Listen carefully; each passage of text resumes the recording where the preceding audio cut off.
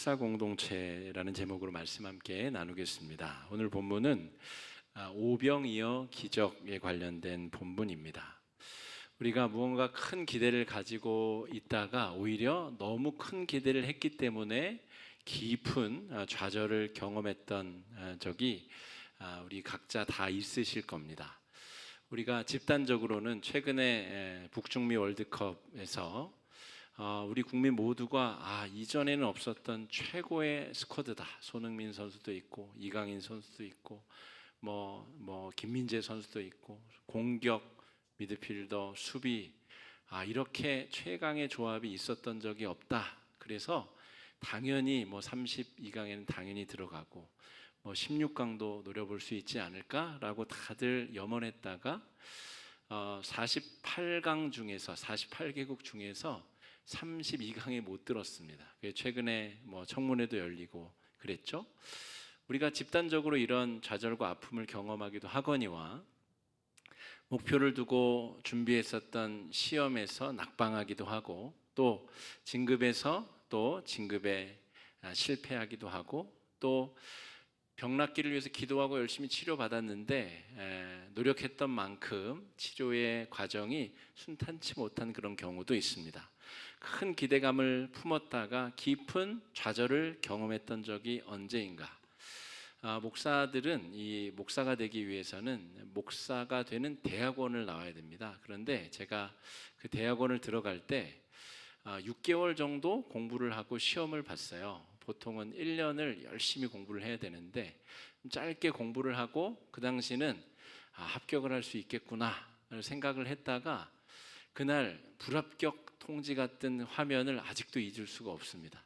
그때 이후로 1년을 꼬박 새벽부터 밤늦게까지 도서관 생활을 하면서 공부를 하고 그 다음에 합격을 했어요. 근데 돌이켜보면 그때 떨어져서 1년간 더 열심히 성경을 보고 공부하고 준비했기 때문에 지금 나중에 목회 활동에 훨씬 더 도움이 된다는 것을 나중에는 깨닫게 되지만 그 당시에 그 떨어지는 고통과 절망 아직도 기억이 나는 것처럼 우리가 큰 기대에 따른 깊은 좌절과 절망 그런 경험이 우리에게 언제 있었나? 왜냐하면 오늘 본문 말씀은 이런 배경 안에서 읽어야만 오늘 이해할 수 있는 본문이기 때문에 그렇습니다.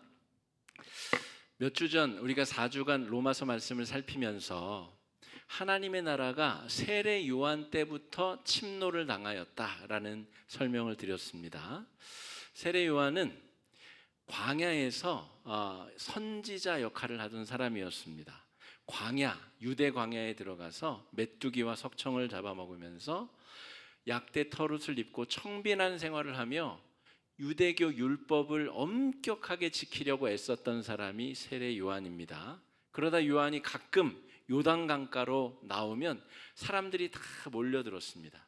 그리고 요한이 몰려든 사람들을 물에 첨벙첨벙 집어넣으면서 죄를 사해주는 세례를 베풀었어요.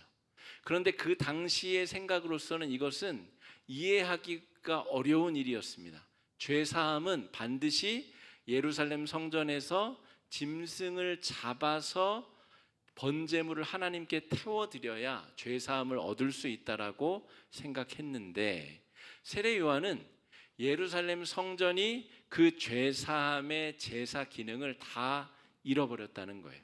경건성도 상실하고 대제사장은 사람들이 회개의 사죄의 제사를 올리도록 그 역할을 해야 되는데 오히려 제사 행위를 통해서 돈벌이를 하는 그런 수단으로 예루살렘 성전이 완전히 망해버렸다는 것입니다. 그래서 세례 요한 때부터 드디어 진짜 하나님의 나라가 일반 백성들에게 열리기 시작했다라고 예수님께서 말씀하신 겁니다. 마태복음 11장 12절 말씀에 그래서 하나님의 나라가 세례 요한의 때부터 침노를 당하였다.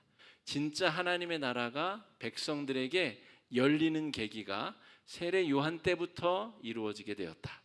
시작점이 그러하고 진짜 하나님의 나라가 열린 것은 예수님이 십자가에 달리시면서부터 그 귀한 보혈의 은혜를 경험한 사람들에게 하나님의 나라가 열리기 시작한 것이죠.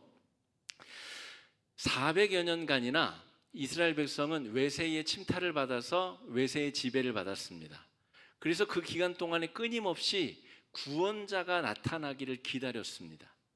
구원자, 헬라어로는 그리스도라고 부르는 구원자가 나타나서 옛날에 다윗 왕국 시대처럼 우리 민족을 잘 살게 만들고 강력하게 만들어서 외국이 우리의 사절단을 보내고 조공을 바치는 그런 일들이 펼쳐지게 해달라고 끊임없이 기다려왔는데, 세례 요한이야말로 우리가 기다리던 그 구원자가 아닌가, 사람들의 공감대가 형성된 겁니다. 그래서 사람들이 요한이야말로 저렇게 경건하고 저렇게 하나님의 말씀에 열정이 있는 사람, 그리고 재물 없이도 우리의 죄를 사해주는 참된 제사장 역할을 해주는 요한이야말로 우리가 400년간 기다려왔었던 그 메시아다, 구원자다. 메시아는 히브리어로 구원자라는 뜻이고 그리스도는 헬라어로 구원자라는 뜻이고 구원자는 우리말로 구원자라는 뜻이죠. 계속 그것을 기다려왔는데 이 요한이야말로 이번엔 진짜다, 사람들이 다 그렇게 생각했다는 거예요. 큰 기대가 있었다는 거죠. 그런데 이 요한이 어떻게 죽냐면 너무나 허무하게 헤롯 안티파스에 의해서 참수형으로 죽게 됩니다. 참수, 우리 중고등부 엘틴 친구들은 참수가 무슨 말인지 아세요? 참수, 머리가 떨어졌다는 말입니다. 근데 유대인에게 있어서 신체가 훼손되는 죽음은 아주 저주스러운 죽음이에요. 유대인들은 몸 그대로 부활한다라고 하는 부활신앙이 있었기 때문에 신체가 훼손돼서 죽는다는 것은 몹시 혐오스러운 죽음이에요. 그런데 요한이 무슨 엄청난 일을 하다가 그런 것이 아니라 헤롯 안티파스 왕의 불륜 사실을 고발하고, 당신이 왕으로서 그런 짓을 하면 안 됩니다 라고 했다가 투옥되었고, 그 불륜녀의 딸의 그 간교한 혀의 말 때문에 참수를 당해 죽습니다. 그러니까 온 국민이 400여 년간이나 기다리고 있었던 메시아로 지목되었었던 사람이 너무나 허무하게, 그리고 신체가 훼손되는 죽음을 당하자 온 이스라엘 백성들이 다 절망에 빠진 상태가 바로 오병이어 사건 직전의 상황입니다. 이런 절망을 이해해야만 오늘 백성들이 왜 예수님 앞에 다 몰려 나왔는지가 이해됩니다. 13절 14절 말씀 같이 한번 읽어보겠습니다. 시작. 예수께서 들으시고 배를 타고 떠나사 따로 빈들에 가시니 걸어서 따라간지라.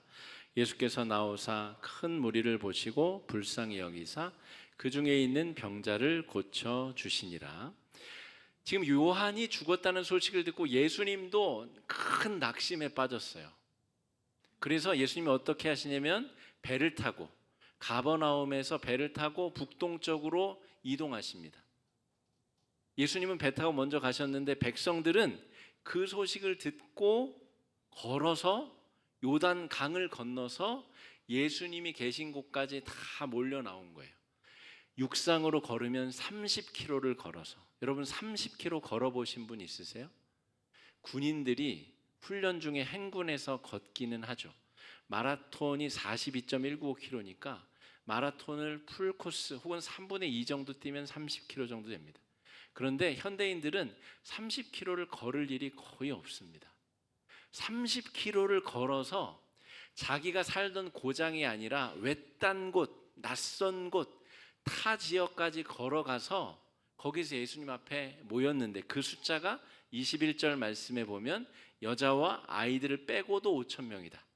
나중에 설명드리겠지만 그렇게 계산하면 최소로 잡아도 15,000에서 2만 명 정도에 되는 사람들이 예수님께 다 몰려든 거예요. 몰려들었는데 심지어 해가 지고도 집에 가지를 않습니다. 30km를 걸어서 예수님 앞에 온 사람들은 낙담함 때문에 위로를 받기 위해서 모인 사람들이에요. 그리고 이 사람들이 지금 해가 졌는데도 집에 가지 않습니다. 여러분 가족 중에 질병에 걸려서 사고가 나서 가족이 지금 응급실에서 생사가 왔다 갔다 하고 있다. 근데 여러분, 밥이 넘어가나요? 여러분, 잠이 오나요? 여러분, 큰 기대 뒤에 절망을 경험하면 밥도 안 넘어갑니다. 집에 가서 쉬는 게 아닙니다. 너무 큰 기대를 가졌기 때문에 그 절망의 여파로 해가 졌는데도 사람들이 집에 가고 있지 못한 상황입니다. 밥도 안 넘어가는 그런 상황인 것이죠. 그런 상황에서 이런 일이 펼쳐집니다. 15절 16절 말씀 읽어보겠습니다.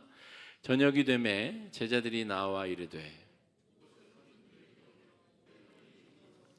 무리를 보내어 마을에 들어가 먹을 것을 사 먹게 하소서. 예수께서 이르시되 갈 것 없다. 너희가 먹을 것을 주어라. 저녁에 대해서 제자들이 야, 이 사람들 이거 어떡하냐. 밥을 먹이려고 해도 200데나리온, 정말 수천만 원이 들어가게 생겼는데 수천만 원이 있다 한들 어디 가서 이 사람들 먹을 빵을 또 음료수를 어디서 구해온단 말이냐. 그러니까 예수님에게 예수님 빨리 흩어 보내시지요 라고 얘기를 했더니 예수님께서 이 사람들의 마음 상태를 정확하게 꿰뚫어 보시고 보내봤자 소용없다. 보내봤자 이 사람들 갈 곳도 없다. 집에 가서 쉬는 게 이 사람들의 목표가 아니다. 너희가 먹을 것을 주어라 라고 말씀을 하셨다는 것이죠. 제자들은 지금 군중들의 끼니 걱정을 하고 있습니다. 집에 돌아갈 밤길 걱정을 하고 있는 것이죠. 그런데 예수님은 이 군중의 지금 상한 심령, 상한 마음을 염려하고 계신 것이죠. 이들에게 어떻게 위로함을 줘야 되는가? 이들의 마음에 어떻게 희망의 불씨를 지펴야 되는가? 이들 가운데 어떻게 다시 소망을 가지고 하나님 앞에 나아가게 할 것인가?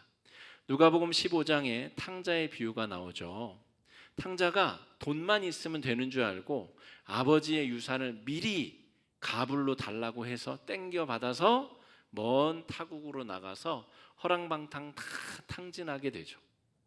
돼지 우리에서 돼지와 몸싸움을 벌이면서 끝까지 붙잡고 놓치지 않은 소망의 끈이 있습니다. 그게 뭐냐면 아버지와의 관계성입니다. 내가 그동안 한 일이 있기 때문에 아버지께 돌아가서 아들로 받아달라고는 내가 말하지 못하겠으나 우리 집에 그렇게 노비들이 많은데 노비 중에 하나로 여겨달라고 하는 말은 할 수 있지 않을까? 그 신라 같은 그 관계의 끈을 붙잡고 놓지 않았기 때문에 다시 돌아갈 수 있었던 겁니다. 그러니까 예수님이 지금 오병이어 기적을 통해서 베푸신 기적은 밥 한 끼 거하게 잘 먹인 데 있는 게 아닙니다. 그럼 밥 한 끼 안 굶는다고 죽나요? 집에 가서 야식 시켜 먹으면 되죠. 밥 한 끼 지금 먹이는 게 목표가 아니라 예수님께서 지금 이 군중에게 주고자 한 선물은 하나님께서 당신들에게 품고 계신 구원 계획, 하나님께서 어떤 식으로 이 위기를 극복시켜 주시고 구원하실 것인에 대한 구원 계획을, 그 소망의 끈을 놓지 말라고 예고편을 보여주시는 내용이 오병이어의 말씀이다 할 수가 있겠습니다.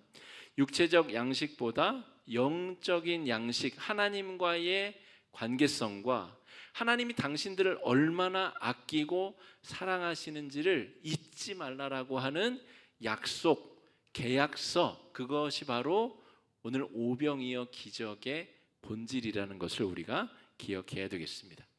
오늘은 이런 절망 속에서 하나님이 보여주신 이 기적의 본질을 다루는 것이 오늘 말씀의 핵심이기 때문에 구체적인 이 본문 속의 기적의 내용들은 축약해서 제가 핵심만 좀 설명드리자면, 전혀 불가능한 일이 눈앞에 펼쳐지게 된 이 오병이의 기적이 예표하는 것이 무엇인가? 여러분 상상력을 한번 발휘해 보십시오. 누가복음에 보면 어린아이의 도시락 하나를 가져옵니다. 그 도시락이 2만 명의 사람들의 한 끼 식사로 지금 확대되어서 제공되게 되는 기적이 펼쳐진 것이죠. 제가 제자 중에 한 명이라도 그 상황으로 돌아가 보면 어떻게 그런 일이 가능했을지 잘 상상이 안 갑니다. 나중에는 이해가 될 것 같아요. 예를 들어서 막 빵이 담긴 광주리, 또 물고기가 담긴 광주리를 가지고 이리저리 뛰어갔다 돌아오면 또 생겨 있고 또 생겨 있고, 아마 그런 일이 펼쳐졌을 텐데, 예수님이 축사하시고 난 다음에 그 다음 순간은 어떻게 됐을까? 눈 감고 축사했는데 갑자기 12광주리에 꽉 채워지는 그런 기적이 펼쳐졌을까? 그건 아무리 상상해도 잘 상상이 되지 않습니다. 어쨌든 이 불가능할 것 같은, 어떻게 2만 명의 사람이 한꺼번에 같이 밥을 먹을 수 있겠는가? 이 불가능할 것 같은 기적이 펼쳐진 이 기적이 드러내고자 하는 본질은 하나님이 인간이 되시는 기적에 대한 예표입니다. 유대인들이 가장 이해하지 못한 것이 바로 하나님이 인간이 되었다는 사실입니다. 그래서 우리 초대교회와 교부들의 시대의 교회의 역사를 살펴보면 성자 예수님에 대한 신학적 논쟁을 가장 길게 하였습니다. 사도신경에서도 성부와 성자와 성령에 대한 신앙 고백 중에 성자 하나님에 대한 신앙 고백이 가장 길죠.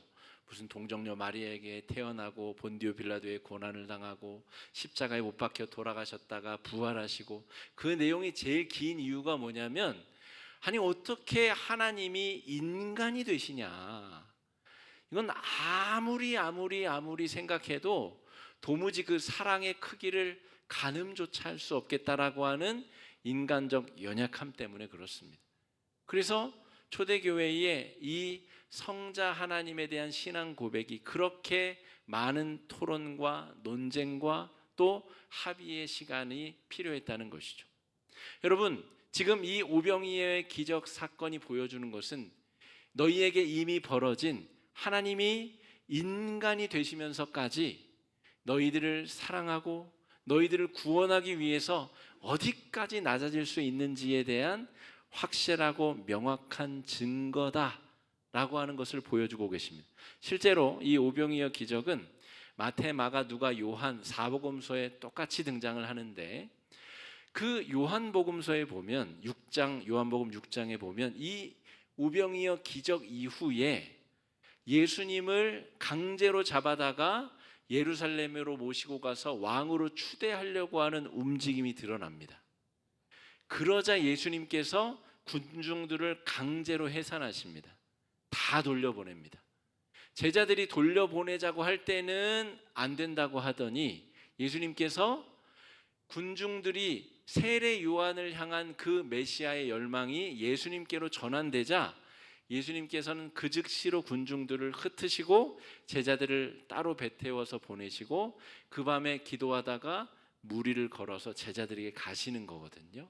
그러니까 여러분, 예수님께서 지금 보여주신 기적은 십자가 위에서 완성이 되는데, 백성들의 기대는 또 왜곡된 방향으로 당장 예루살렘에서 예수님을 왕으로 추대하려고 하는 움직임으로 전환될 조짐조차 보였다라고 하는 것입니다. 여러분, 우리가 먹는 먹거리의 100%, 먹거리의 전부는 다른 생명체의 희생으로 말미암는 것입니다.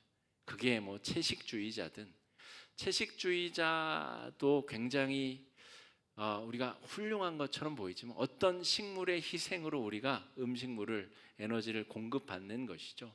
동물을 살해해서 그 고기를 먹는 것이 그것만이 나쁜 행위가 아니라 모든 음식물을 섭취하는 행위에는 다른 생명체의 희생이 동반되게 되어 있습니다.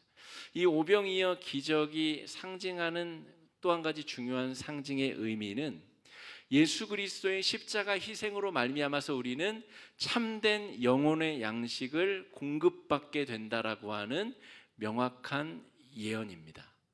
이 오병이어 사건을 통해서 하나님은 십자가 위에서 펼쳐질 그 희생의 사건, 우리를 위해서 자신의 살을 찢고 피를 나눠 우리에게 주실 생명의 양식을 우리에게 미리 보여주고 계시는 겁니다. 여러분, 제가 오늘 말씀 중에서 딱 한 구절이라도 여러분 붙잡으시고 그 구절을 통해서 나에게 말씀하시는 성령의 음성을 들으시라라고 말씀을 드렸습니다. 그리고 목장 모임은 그 각자가 경험한 말씀의 은혜를 서로 나누는 시간이 목장 모임 시간입니다. 여러분, 우리가 먹는 그 생명의 양식이 바로 예수님께서 십자가 위에서 흘리신 보혈이고 찢기신 살입니다. 그 말씀을 매일매일 우리가 먹지 않으면 우리는 이내 곧 실패하고 좌절하고 넘어져서 또 혼절하여 정신을 잃고 삶의 의미조차 잃을 가능성이 굉장히 높습니다. 지난 주 중에 주가가 폭락해서 사람들이 막 한숨이 터져 나오고 절망을, 내가 다시는 주식 투자를 하나 봐라, 이런 사람들이 속출했다고 하죠. 그런데 사흘 만인가 또 급등을 했다고 합니다. 사람들이 절망했다가 또 기분 좋아졌다가 또 아쉬워했다가 내가 다시는 하나 봐라 했다가 또 이내 그 길에 접어드는 사람들도 많고, 여러분, 그것들이 정말 우리의 영혼의 양식일까? 우리의 마음을 좋게 만들었다, 나쁘게 만들었다, 감정의 기복이 있게 만드는 그것이 우리의 영혼의 양식일까? 예수님은 그건 너머에 우리에게 주시는 생명의 양식에 대한 이야기를 십자가 위에서 본격적으로 들려주시기 위해 오병이어 사건을 먼저 보여주신 겁니다. 여러분, 축사하신 음식을 제자들이 다 나누었습니다. 여러분, 우리가 왜 교회 공동체로 모여야 될까요? 우리가 함께 신앙생활을 하는 이유가 무엇일까요? 내가 연약할 때 우리 신앙 공동체가 함께 기도해서 그 어려움을 뚫고 나가서 간증으로 삼아야 될 이유가 무엇일까요?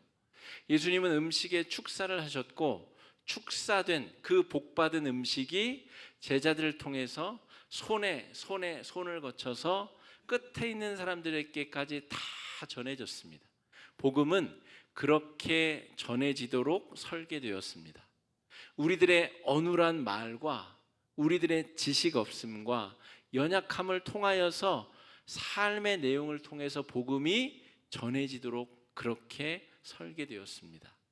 우리가 복음으로 살아내야 될 이유가 그것이고, 복음을 통해서 우리의 삶이 예수 그리스도를 전하는 방향까지, 그렇게까지 전해지도록 살아내야 될 의미와 목표가 우리 삶 가운데 있습니다.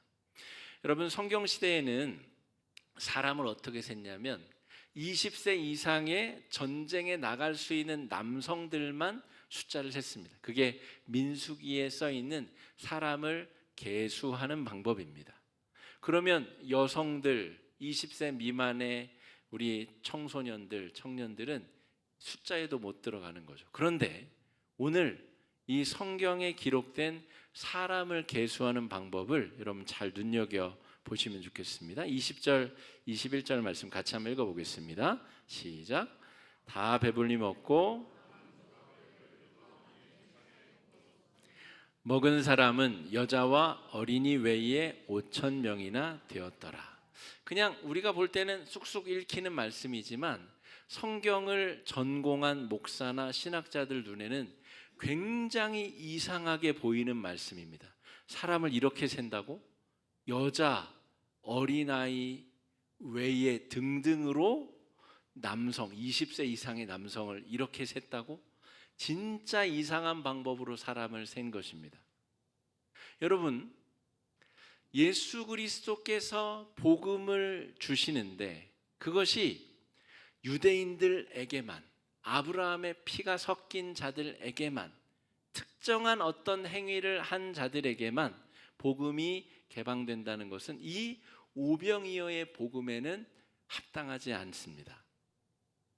지금 이 사람들이 모인 곳이 어디냐면 이방 땅에 굉장히 낯선 광야입니다. 예수님이 그 상처받은 마음을 기도로 풀기 위해서 기도할 곳으로 가셨기 때문에 빈들이라고 오늘 말씀이 묘사하고 있는 이곳은 사실 이방인의 땅입니다. 그러므로 그곳에 모인 이방인을 포함하여 당시에 사람 취급을 받지 못했었던 여성들, 아이들, 그리고 남성들, 사람들을 그렇게 셌습니다.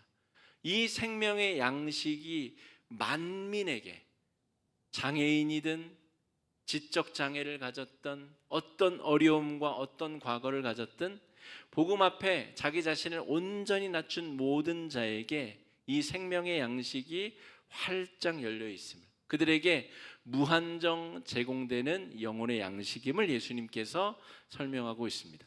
이방인을 위해 쓰여진 복음서라 여겨지는 마가복음이나 누가복음이라면 이런 표현이 이해될 수 있습니다만, 지금 우리가 읽은 본문은 마태복음 본문입니다.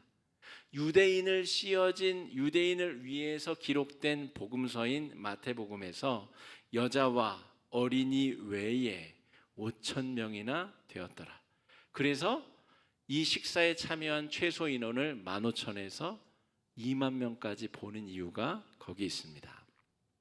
여성과 어린이가 먼저 등장하고 성인 남성의 숫자가 등등등 5천으로 기록되어져 있다는 것을 우리가 주목할 필요가 있겠습니다.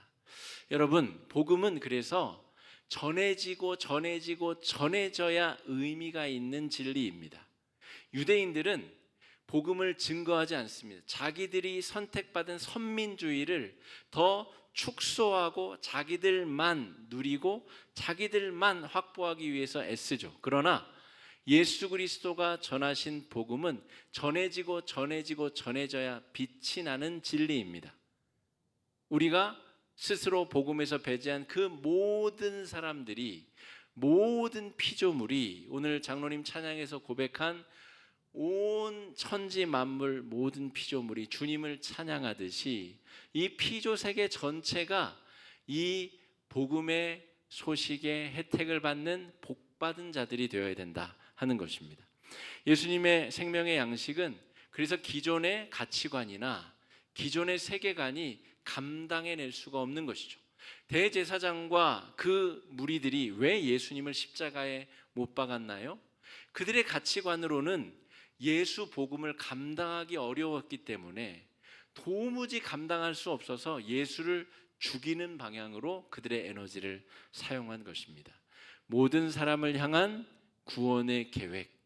여러분, 이 오병이어 본문을 묵상하고 있는 우리 공동체 한 명 한 명이 12제자가 되어서 내가 경험한 은혜를 열심히 뛰어서 저 땅끝에 있는 사람들에게까지, 2만 번째 사람에게까지 그 생명의 양식이 전해지도록 우리가 열심히 발에 땀이 나도록 뛰어야 되고, 우리의 삶을 통해서 그 복음을 증거하는 일에 진정성을 다해야 되리라 믿습니다.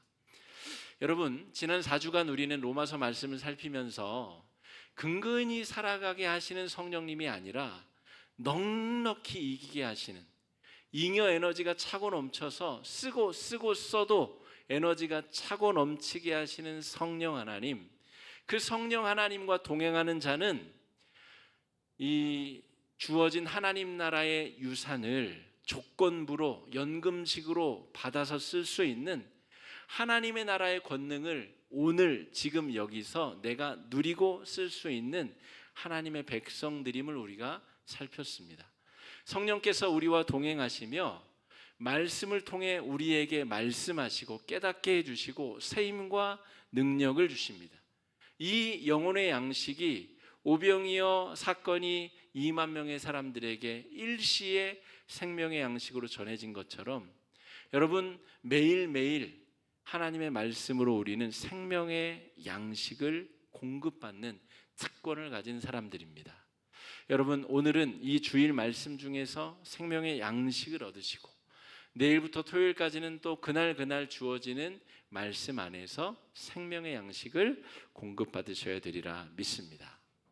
여러분, 세상은 끊임없이 우리를 들었다 놨다 실패하게 만들고 절망하게 만들고 가끔씩 웃게 만들고 우리로 하여금 절망과 좌절을 경험하게 하나, 여러분, 그래서 우리가 예수 앞에 모여서 해가 지도록 집으로 돌아가기를 거절한 채 예수님 앞에서 생명의 양식을 구하고 있는 우리들은 예수님께서 허락해 주시는 생명의 양식을 통해서 내일부터 또 삶의 자리를 살아갈 힘과 능력을 말씀으로부터 얻어야 되는 사람들입니다.